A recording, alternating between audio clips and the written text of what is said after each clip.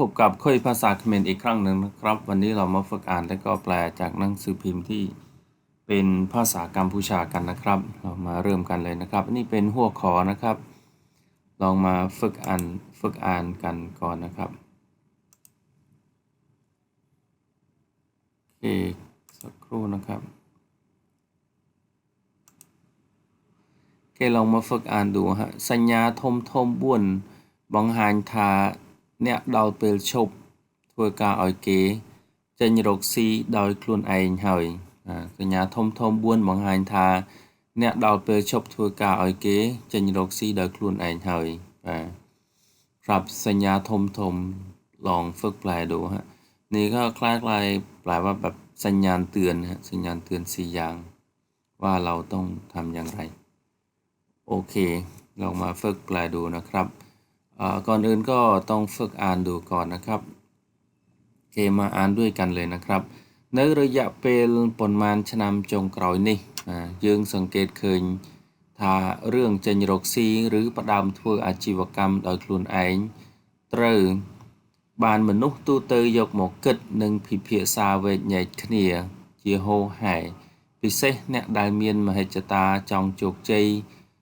នៅក្នុងជីវិតនិងអ្នកដែលចង់មានសេរីភាពក្នុងការសម្រេចការងារឬគោលដៅអ្វីមួយជាដើម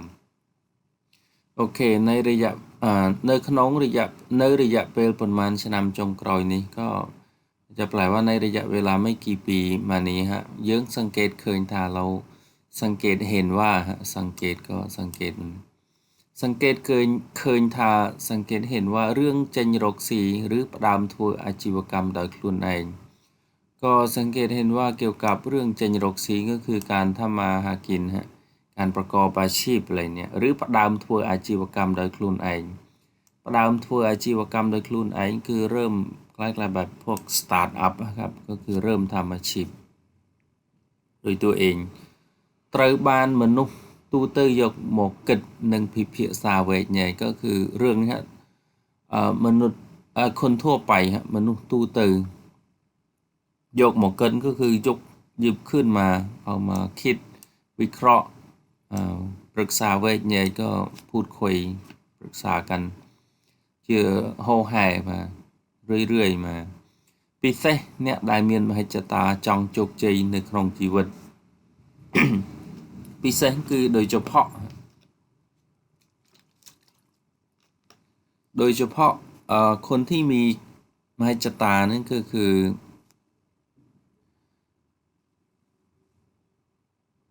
มีความทะเยอทะยานฮะពិសេសអ្នកដែលមានមហិច្ឆតាចង់ជោគជ័យทะเยอทะยานอยากประสบความสำเร็จในชีวิตចង់ជោគជ័យក្នុងជីវិតនិងអ្នកដែលចង់មានសេរីភាពក្នុងការសម្រេចការងារ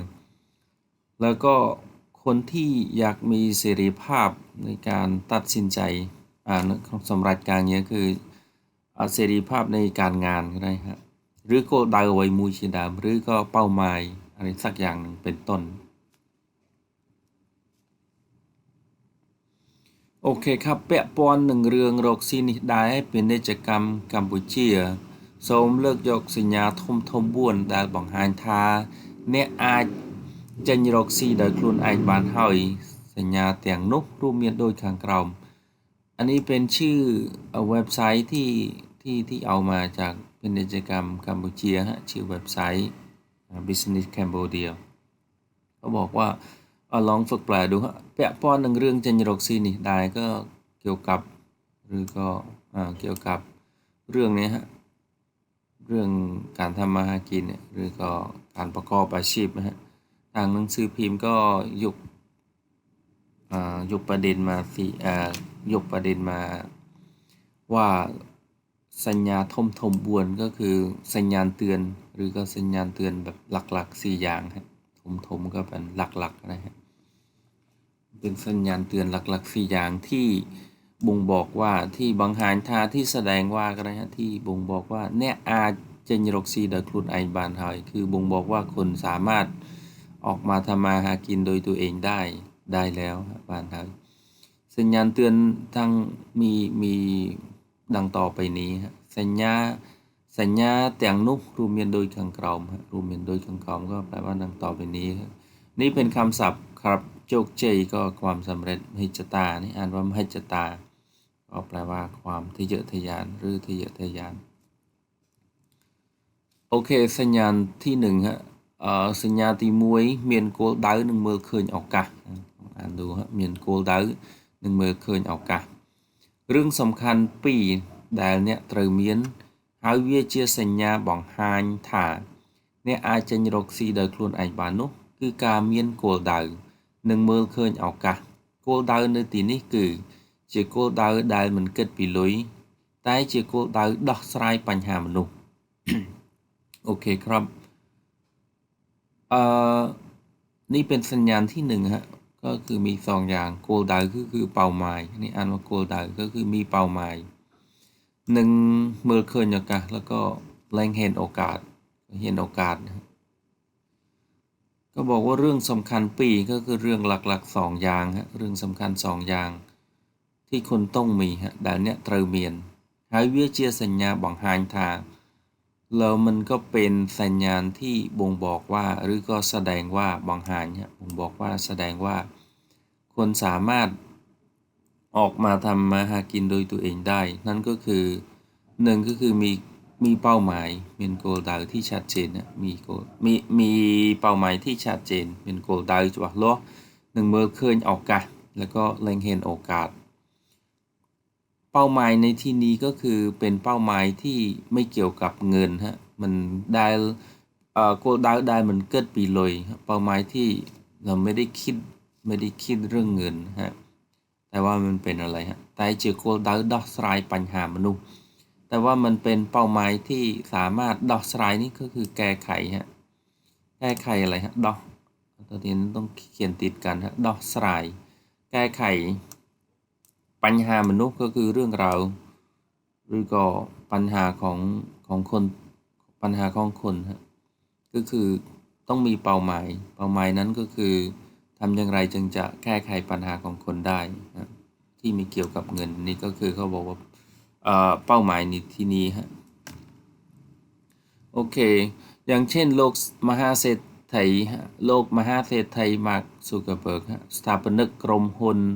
นี่ก็เขียนติดนะกรมหุ้น Facebook ធ្លាប់បានលើកឡើងថានៅពេលដែលអ្នកជួយដោះស្រាយបញ្ហាមនុស្សបានកាន់តែច្រើននោះអ្នកនឹងក្លាយជាអ្នកមានដោយមិនដឹងខ្លួនស្ថាបនិកឬក៏អ្នកបង្កើតผู้สร้างโลกมหาเศรษฐีก็มหาเศรษฐีมหาเศรษฐีชื่อสถาปนิกกรมหุ้น Facebook ซึ่งเป็นผู้สร้างหรือก็អ្នកបង្កើតผู้สร้าง Facebook เคยยกขึ้นมาว่าเคยกล่าวว่ากันนะฮะทลอบเลิงลางมาท่าในเปลแต่เนี่ยเวลาที่เราช่วยแก้ไขปัญหาของคนบานยิ่งฮะการใดจรานี้ยิ่งเราสามารถแก้ไขปัญหาของคนใดยิ่งเยอะฮะนุกเนี่ยหนึ่งคล้ายจีนเนี่ยเมียนใดเหมือนดังคลูนยิ่งคนนุกเนี่ยหนึ่งคล้ายก็คือเราจะกลายเป็นคนรวยฮะเนี่ยเมียนคนรวยโดยไม่รู้ตัวฮะก็คือว่าถ้ายิ่งแก้ไขปัญหาของคนใดมากเท่าไหร่ครับคนก็กลายเป็นคนรวยโดยไม่รู้ตัวเท่านั้นฮะเหมือนกันโอเคอันที่สองก็คือจำแนกไอออกก็คือเจียเอาไว้ដែលមនុស្សទូទៅតែងតែប្រាប់អ្នកថាมันអាចទៅរួចឬក៏มันអាចធ្វើបានទេប៉ុន្តែគេតែងរអ៊ូពីបញ្ហាមួយនឹងជានិច្ចនោះហើយដែលគេហៅថាឱកាសពិតប្រាកដឱកាសก็โอกาสฮะมันអាចទៅរួចก็เป็นไปไม่ได้គោលដៅเมื่อกี้ก็เป้าหมายนะฮะบอกว่าอีกอย่างหนึ่งก็คือโอกาสฮะซึ่งเป็นอะไรที่คนทั่วไปมักจะบอกคนว่าเป็นไปไม่ได้ฮะมันអាចទៅរួចหรือก็มันអាចធ្វើបានหรือก็ไม่สามารถทำได้แต่ว่าพวกเขาតែងរអ៊ូก็คือแบบมักจะบ่นเรื่องปัญหาต่างๆเสมอฮะนุให้ดาวแกให้ทาโอกาสนั่นเขาเรียกว่าเป็นโอกาสที่แท้จริงฮะก็คือปัญหานี่แหละครับซึ่งเป็นโอกาสถ้าเราเห็นปัญหาของคนนั่นก็เป็นโอกาสของเราที่จะแก้ไขปัญหาครับโอเคอันที่สองนะครับ สัญญาณที่สองก็คือเมียนดามตนจรานครับลองอ่านดูฮะเมียนดามตนจรานหนึ่งเมียนประพบจำนวนกลาวในเปลแต่เนี้ยเมียนโกลดาวให้เนี้ยเมื่อเคยออกกาใช่ปะเอาไว้ได้ตรเมียนให้วิจีสัญญาบังหารทาเนี้ยอาจจะรกสีบานุกคือดามตน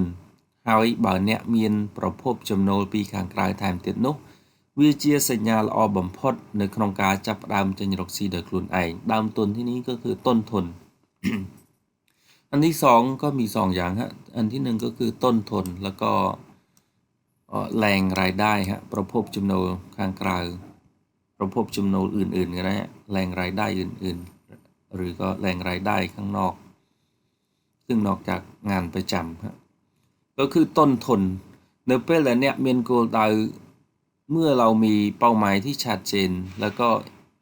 เห็นโอกาสที่ชัดเจนที่แน่ชัดฮะ ហើយអ្នកមើលឃើញឱកាសច្បាស់អ្វីដែលអ្នកត្រូវមានอะไรที่เราต้องมีต่อก็คือហើយវាជាសញ្ញាបង្ហាញថាแล้วมันก็เป็นสัญญาณบ่งบอกว่าเราคุณสามารถออกมาทำมาหากินออกมาประกอบอาชีพเองได้นั้นก็คือต้นทุนครับต้นทุนហើយបើអ្នកមានប្រភពចំណូលពីខាងក្រៅថែមទៀតต้นทุนแล้วก็ถ้าคุณมีแรงรายได้จากข้างนอกเพิ่มอีกนั้นมันก็เป็นสัญญาณบ่งบอกที่ดีที่สุดนะครับในการเริ่มต้นประกอบอาชีพโดยตัวเองโจจำថាការធ្វើអាជីវកម្មមិនអាចអត់ដើមទុនបានទេតែក៏មិនពឹងទៅលើដើមទុនទាំងស្រុងនោះដែរអ្វីដែលអ្នកត្រូវមានគឺគោលដៅហើយចេះចាប់ឱកាសជាមួយនឹងក្រុមការងារដែលមានទាំងសមត្ថភាពនិងកម្លាំងចិត្តរបស់អ្នកโจจำថាอันนี้ก็เป็นคำศัพท์ประพบจำนวนก็แหล่งที่มาของรายได้ครับแหล่งที่มาของรายได้จับรามจะรกซีโดยครูนายก็สตาร์ทอัพสมรรถภาพความสามารถกันนะครับจงจำไว้ว่าการประกอบอาชีพเราไม่สามารถไม่มีต้นทุนได้ฮะคือไม่สามารถไม่มีต้นทุนได้แต่ก็มันเพิ่งแต่เลือต้นทุนอย่างสรงต้นดาวต้นอย่างสรงได้แต่ว่าเราก็ไม่ได้อิงไม่ได้แบบปึงไม่ได้แบบอาศัยต้นทุนนั้นทั้งหมดนะครับเอาไว้ดาวเนี้ยเตรียมเมียนคือกูดาวอะไรที่เราต้องมีก็คือตั้งแต่ต้นมาก็คือเป้าหมายแล้วก็รู้จักโอกาสจะจับกระดับโอกาสรู้จักโอกาสจับโอกาสกระดับโอกาสจะจับโอกาสรู้จักโอกาส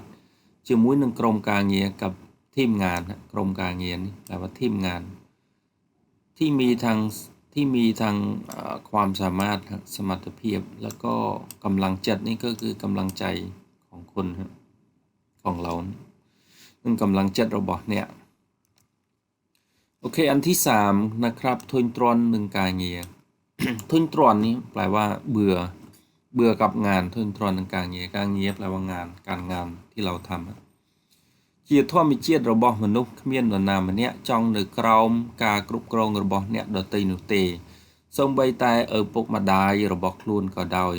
ចឹងទេពីមួយថ្ងៃទៅមួយថ្ងៃការងារដែលអ្នកធ្វើហើយប្រសិនជាអ្នកធ្វើការងារនោះដើម្បីតែប្រាក់ចំណូលទៀតវាពិតជាពេលវេលាដែលគួរឲ្យធុញទ្រាន់បំផុតនៅក្នុងជីវិតអូខេครับเขาบอกว่าเป็นธรรมชาติของคนนะครับไม่มีใครគ្មាននរណាម្នាក់ไม่มีใครแม้แต่คนหนึ่งចង់នៅក្រោមការគ្រប់គ្រងរបស់អ្នកដទៃនោះទេនៅក្រោមនេះចង់នេះอยากอยู่ภายใต้នៅក្រោមภายใต้การปกครองของผู้อื่นครับគ្រប់គ្រងปกครองของผู้อื่นแม้กระทั่งพ่อแม่ของตัวเองก็ตามนะครับก็คือไม่อยากอยู่ภายใต้การปกครองของคนอื่นแม้กระทั่ง